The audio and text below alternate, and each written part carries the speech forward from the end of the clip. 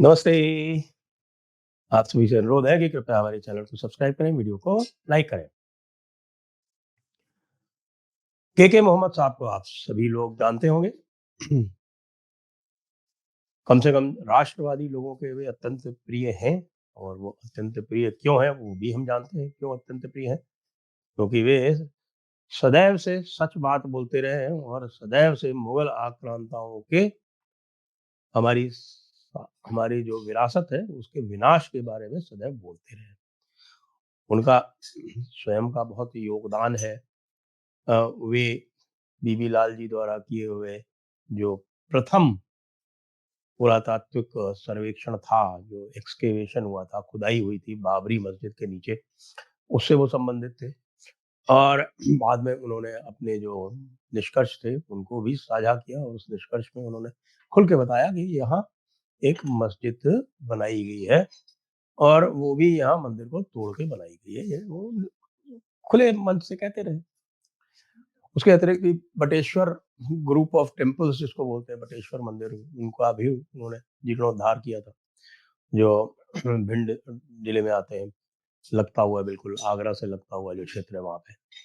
तो उनके बहुत ही अधिक उपलब्धियां हैं और उनका जो विचार है वो बिल्कुल भारतीय राष्ट्र के उत्थान के प्रति जागरूक है। इसलिए वे हम सभी के प्रिय हैं। अब उन्होंने कुछ 2 दिन पहले उनका एक और इंटरव्यू निकला इंडिया टुडे में।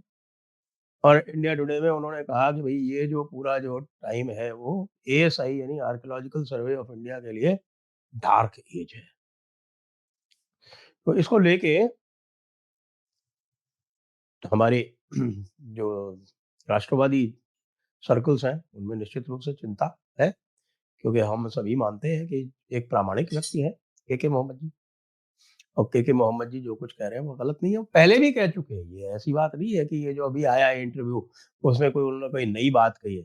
ये पहले वो कह चुके हैं और कई बार कह चुके हैं। और सबसे पहले तो उन्होंने कब कहा था, उन्होंने तब ये कहा था कि भाई पहले तो जो रीजनल डायरेक्टर लेवल पे हम ये सारे निर्णय ले लिया करते थे कि कहाँ खुदाई करनी है, कहाँ क्या करना है। लेकिन अब सबका सब सेंट्रलाइज हो गया है और ये भारतीय जनता पार्टी के शासन में आने के बाद हुआ है। तो यदि सब कुछ सेंट्रलाइज हो जाएगा तो नीचे के लोग यदि कुछ करना भी चाहेंगे तो वो नहीं कर पाएंगे।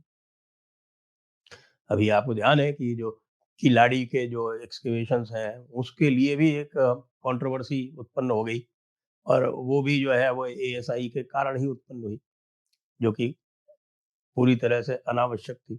आप जानते हैं कि एक लॉबी है दक्षिण में जो चाहती है कि भाई ये जो आर्य आक्रमण सिद्धांत है उसको पुष्ट करने वाली खोज जो है वो निकालते रहें। वो हर प्रकार से जिस जिस किसी भी तरीके से नॉर्थ साउथ डिवाइड दिखाया जा सके वो उसको आगे बढ़ाते रहे। तो ऐसे व्यक्ति को पहले तो काम दिया और फिर जब देखा कि वो एक आइडियोलॉजिकली ओरिएंटेड आदमी है, तब फिर उसके बाद फिर उसको मॉप अप करने का काम किया। तो अब मॉप अप आप करोगे किसी चीज को तो फिर गड़बड़ तो हो ही जाती है। इसी तरह के काम लगातार हो रहे हैं। पुराना किला, उसका नाम लिया विशेष तौर से, तो पुराना किला का जो खुदाई का कार्यक्रम था, कांग्रेस के राज्य में आरंभ हुआ था। पुराना किले की खुदाई का काम, पुराना किले की खुदाई क्यों की जा रही थी? क्योंकि इंद्रप्रस्थ के अवशेष निकाले जाने थे। अब भारतीय जनता पार्टी की सरकार के आने के बाद में दिल्ली को इंद्रप्रस्थ काल से जोड़ने का कार्यक्रम बंद कर दिया गया। अब ये बड़े आश्चर्य की बात है, क्यों कर दिया गया? अब इसका उत्तर पूछते हैं तो उनके जो युद्धवीर सिंह जी हैं रावत, जो एएसआई के डायरेक्टर जनरल है, वो कहते हैं कि ऐसा इन्होंने सर्विस में रहते हुए क्यों नहीं किया? युद्धवीर जी, आपके पास इससे अच्छा कोई उत्तर नहीं निकल पाया। आप तो ये बताइए कि आपने सरकार से मिलके, आपके पास जो आपने सारे अधिकार ले लिए हैं, सरकार से ही करवाया आपने ये कि एएसआई के डायरेक्टर जनरल ही सारे सैंक्शंस करेंगे। छोटे-मोटे रेस्टोरेशन जैसे बटेश्वर ग्रुप ऑफ टेम्पल्स का रेस्टोरेशन अपने स्तर पर सैंक्शन करके के मोहम्मद ने कर दिया था जब वो रीजनल डायरेक्टर थे तब। तो आप जो है वो सारे अधिकार लेके क्यों बैठे हुए हैं? और यदि आप सारे अधिकार लेके बैठे हुए हैं तो आपको ये तो बताना ही पड़ेगा ना कि पुराना किला की खुदाई क्यों बंद हो गई? दूसरी बात, सर्विस में रहते हुए अपने स्वयं के संगठन की आलोचना करना। आप होश में तो हैं? क्या कंडक्ट रूल्स आपने नहीं पढ़े? क्या आप चाहते थे कि वे अपना काम नहीं करके और संगठन की अपने स्वयं के संगठन की आलोचना करके कंडक्ट रूल्स में फँस के और निलंबित हो जाएँ? जबकि बहुत सारे सर्कल्स जो थे वहाँ विशेषकर जो इस्लामी लोग थे, वो चाहते थे कि के मोहम्मद को किसी तरह से नुकसान पहुँचाया जाए क्योंकि के मोहम्मद जो थे राष्ट्रवादियों की भाषा बोलते। वैसे ये आश्चर्य की बात नहीं है। आश्चर्य की बात इसलिए भी नहीं है कि क्योंकि जो पूरी जो कल्चरल स्पेस है, पूरी कल्चरल स्पेस है, उसमें एक प्रकार की जड़ता आई हुई है, पूरी कल्चरल स्पेस में। अब कांग्रेस को आप चाहे जो कुछ कहो, कांग्रेस के हम कोई हिमायती नहीं है। कांग्रेस ने पूरा एजुकेशन सिस्टम बर्बाद कर दिया, लेकिन एक काम ज़रूर उन्होंने किया था, जिसका अनुकरण मेरे विचार से हमारे भाई लोगों को भी करना चाहिए। वो एक काम उन्होंने ये किया था कि उन्होंने एजुकेशन तो सारा मार्क्सिस्ट तो दे दिया था, लेकिन कल्चर से अलग कर दिया था और कल्चर के क्षेत्र में कुछ नामी-गिरामी व्यक्ति थे, डॉक्टर करण सिंह जैसे लोग थे, प्रफुल्ल जयकर थीं या कपिला सेन थी, ये सब लोग जो थे वो मिलके अलग-अलग इंस्टीट्यूशंस इन्होंने बनाई। उनको ये तो क्रेडिट देना पड़ेगा कि पूरी की जितनी भी आप इंस्टीट्यूशंस देख रहे हैं, कौन-सी इंस्टीट्यूशंस हैं कल्चरल स्पेस में? कल्चरल स्पेस में आपके पास है साहित्य अकादमी है, अ, संगीत नाटक अकादमी है, ललित कला अकेडमी है, कला क्षेत्र है, उसके बाद आपके पास म्यूजियम्स हैं अलग-अलग, नेशनल म्यूजियम है, आपके पास आईजीएनसीए है, आपके पास फिर आईसीसीआर है, आईसीसीआर के अलावा आपके पास नेशनल स्कूल ऑफ ड्रामा है। अब इनमें से आधे से ज़्यादा जो हैं, वो हेडलेस हैं और लंबे समय से हेडलेस। संगीत नाटक अकादमी बड़े लंबे समय तक हेडलेस रही और शेखर सेन जी गए और उसके बाद ये आपके ये हाँ, दूसरी जो अभी मैडम हैं वो आई, उनके बीच में लगभग 2 ढाई साल का गैप। ललित कला अकादमी खाली पड़ी, कला क्षेत्र खाली पड़ी। आईसीसीआर ढाई साल से कोई नहीं वहाँ पे। विनय सहस्रबुद्धे जी थे, उनके रिटायर होने के बाद में, उनका टर्म खत्म होने के बाद में कोई नहीं।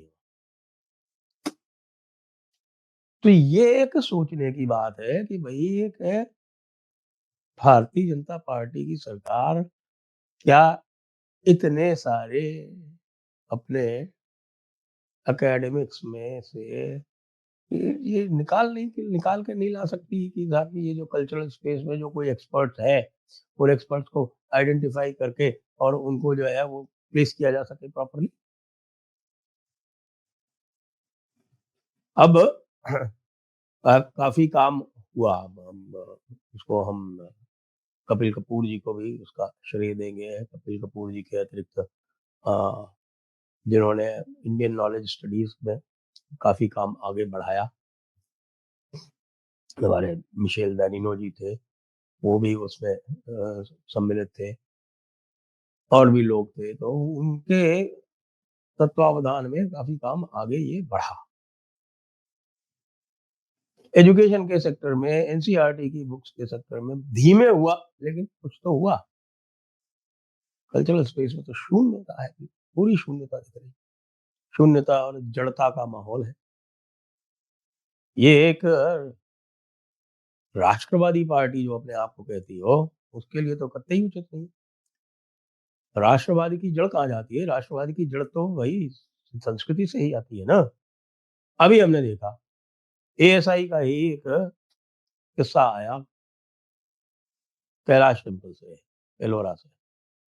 कैलाश मंदिर एलोरा में कोई मान्यता प्राप्त गाइड है और वो महादेव के बारे में बकवास कर रहा है और कह रहा है कि मैं यहाँ 50 साल से काम कर रहा हूँ और 50 साल से किसी भी एएसआई वाले ने नोटिस नहीं किया। वैसे मैं आपको एक बता दूँ कि एएसआई और ये दूसरे तो कल्चरल ऑर्गेनाइजेशन है, आईसीसीआर का एग्ज़ाम्पल ले लेते हैं। आईसीसीआर में सन 72 तक तो कोई नॉन मुस्लिम जो था वो बना ही नहीं अध्यक्ष उसका। क्योंकि संस्कृति का जो नेहरूवियन